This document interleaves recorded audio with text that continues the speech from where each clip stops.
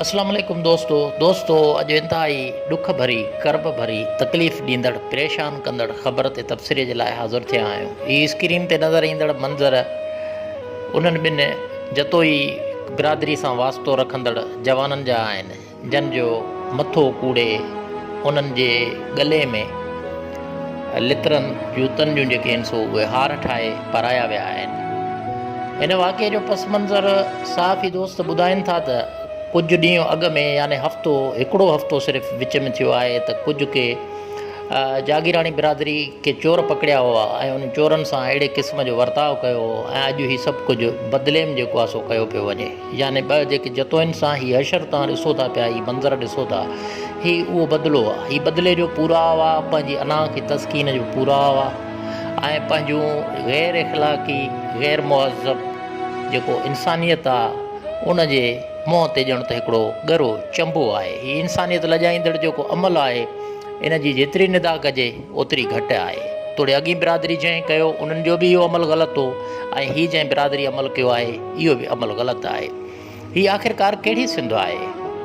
हीअ मुंहिंजे मोहन जे दड़े जी सिंध त कोन्हे, हीअ सचल सामी ऐं भिटाई जी सिंध त न आहे।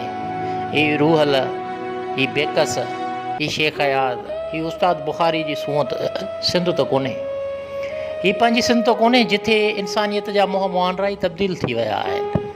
हीअ पंहिंजी सिंध थी कोन थी सघे जिते इंसानियत जे आॾो अहिड़े क़िस्म जा वार्ताऊं ऐं विधन नज़र ईंदा हुजनि। हीअ सिंध आख़िरकार कहिड़ी सिंध आहे जिथे इंसानियत जी अहिड़े नमूने तज़लील कई थी वञे जो ॿियो इंसानु अहिड़ा मंज़र ॾिसंदे छिरकी पवे थो। तव्हांखे यादि हूंदो भूरे भीले जो लाश बि हिन ई सिंध मञा कढियो वियो, क़बर मञा उनखे कढियो वियो। तव्हांखे यादि हूंदो पाकिस्तान जे अंदरि मुख़्तारा माई खे कपिड़नि खां आजो करे घुमायो वियो। तव्हांखे यादि हूंदो मीरपुर माथेले जे अंदरि हिकु पीरसन पोरियत खे वेहक वारी जॻह में सरियो लॻायो वियो। तव्हांखे यादि हूंदो त हीअ सिंध जे चौक चौक चौराहे ज़िले मञो अहिड़ियूं ख़बरूं ईंदियूं आहिनि, कॾहिं औरतुनि जा मथा कूड़िया वञनि था, कॾहिं मर्दनि जा मथा कूड़े उन्हनि जे मुंहं ते काराण मले उन्हनि खे घुमायो वञे थो। हीअ इंसानियत लॼाईंदड़ अहिड़े क़िस्म जा वाक़िया न रुॻो इंसानियत खे लॼाइनि था, मुहज़ब पुणे खे लॼाइनि था, पर अहिड़ा वाक़िया पूरी सिंध खे लॼाइनि था। सिंध जे मुहज़ब पुणे खे, सिंध जी सक़ाफ़ती क़दरुनि खे, सिंध जी तारीख़ खे, सिंध जे मुहज़ब पुणे वारे रवाजनि रीतुनि रस्मुनि खे ऐं सिंध जी लिबरल सोच खे लॼाइनि था।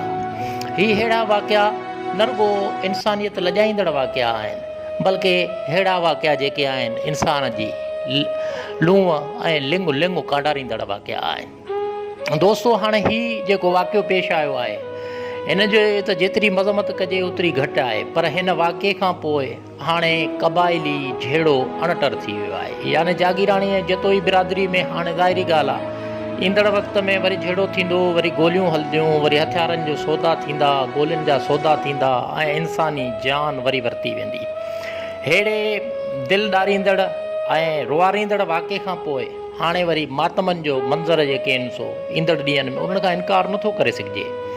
उन्हनि शयुनि खां इनकार नथो करे सघिजे त हाणे ॿिन्ही क़बीलनि में खून रेज़ी वधंदी।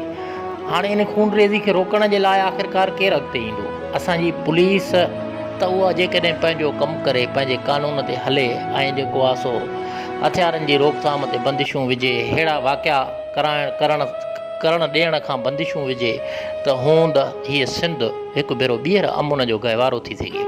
पर इहे शयूं नज़र कोन थियूं अचनि ऐं इंतिहाई कर्ब मञा इन ॻाल्हि जे लाइ अॻुवाट चइजे थो त हाणे जागीराणी ऐं जतोई बिरादरी जन हिक ॿिए सां अहिड़े क़िस्म जी वार्ताऊं कयूं आहिनि, हिक ॿिए जे जवाननि जी अहिड़े क़िस्म जी तज़लील कई आहे, उहे माठ कोन वेहंदा ऐं हिन वक़्त सां ई इहे चौॿोल इलाइक़े जे अंदरि हलनि था पिया त हीउ वाक़ियो जीअं त माना हीअ ॿई माण्हू हिन वक़्त ताईं बाज़ियाब बि कोन थिया आहिनि। हीअ ॿई माण्हू अञा ताईं जन हिननि माण्हुनि सां अहिड़ी वार्ता कई आहे उन्हनि जे कब्ज़े में आहिनि।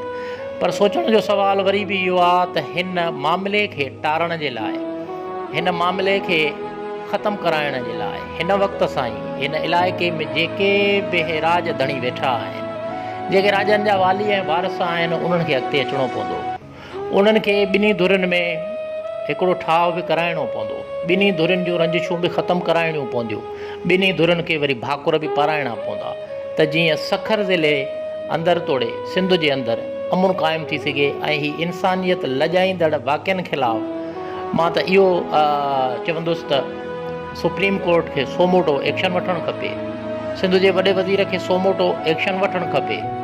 जेकॾहिं धुरियूं पंहिंजो पाण में ऐं वधीक खून रेज़ी थियण जो जेको अंदेशो आहे उन जे ख़ात्मे लाइ जेकॾहिं पंहिंजो पाण में ठही हलनि थियूं त ठीकु आहे, न त पोइ सोमोटो एक्शन खणी ॿिन्ही बिरादरियुनि जे ख़िलाफ़ु कानूनी कार्रवाई थियणु खपे त जीअं अहिड़ा दिलि ॾारींदड़ ऐं दिलि जी तार खे छेड़ींदड़ वाक़िआ वरी सिंध में रूनमा थी न सघनि। महिरबानी दोस्तो, उमेद त तव्हांखे मुंहिंजूं ॻाल्हियूं पसंदि आयूं हूंदियूं। जेकॾहिं पसंदि अचनि थियूं त मुंहिंजे चैनल खे सब्सक्राइब कयो ऐं बहितर करण जे लाइ पंहिंजूं सलाहूं ज़रूरु ॾींदा। लख लाइक़।